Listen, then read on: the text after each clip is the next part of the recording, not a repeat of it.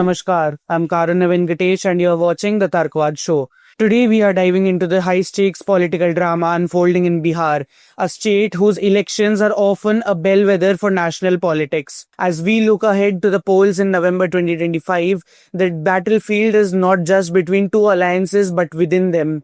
The central question is this: which bloc can manage its internal contradictions and caste arithmetic more effectively to claim victory?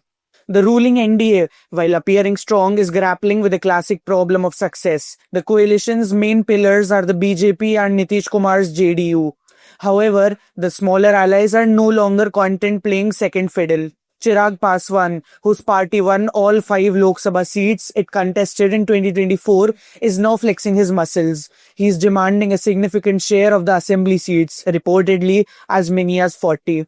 His threat to contest all 243 seats independently if his demands are not met is a serious concern for the alliance, giving his potential to split the Dalit vote.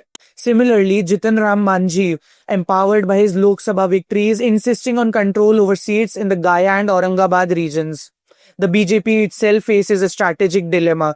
It is compelled to project Nitish Kumar as a chief ministerial face to prevent him from switching sides yet again, a move that has earned him the nickname Paltu Ram.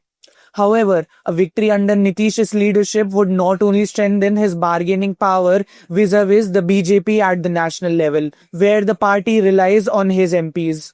In a quirky twist, an NDA defeat might actually benefit the BJP by weakening Nitish and allowing the party to absorb his voter base. On the other side, the opposition India bloc, led by the young Tejasvi Yadav, presents a formidable challenge.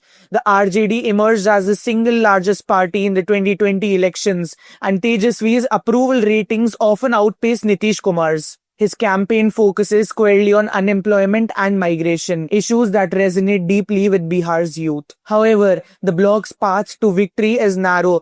Its strategy, called the Mai Baap formula, targets Muslims, Yadavs, Bahujans, Adivasis and the poor.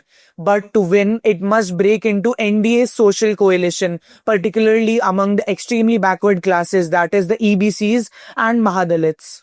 Furthermore, the alliance has its own internal strains. The Congress party, though a junior partner, has shown renewed vigor with Rahul Gandhi's Voter Adhikar Yatra, focusing on the controversial voter list revision. This has caused some unease within the RJD, which followed up with its own solo yatra.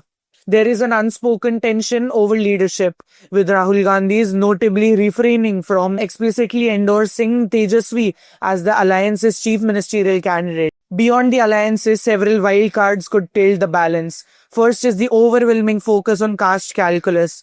The 2023 caste census data provides parties with a precise roadmap for social engineering. The election will be a test of whether this traditional identity-based voting can be overcome by issues like development and unemployment. Second is the controversial revision of voter rolls. The state's special intensive revision, that is the SIR, has led to the removal of many names, a move the opposition calls vote chori or vote theft conspiracy to disenfranchise migrants and the poor. How this issue plays out on the ground could significantly impact voter turnout and sentiments.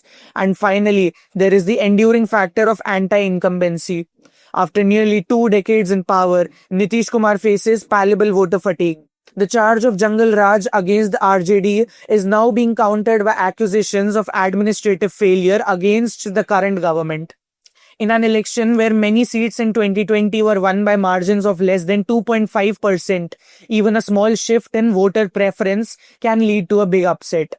So as Bihar heads to the polls, the outcome will hinge on a complex formula: managing ally ambitions, cracking the caste code, and addressing the electorate's urgent demands for jobs and development. The verdict will not only decide who occupies the chief minister's chair, but could also redefine political equations for the entire nation. This is more than an election. It's a defining moment for Indian democracy. This is Karuna Venkatesh. Keep watching Tarkwad to stay informed and updated. Namaskar.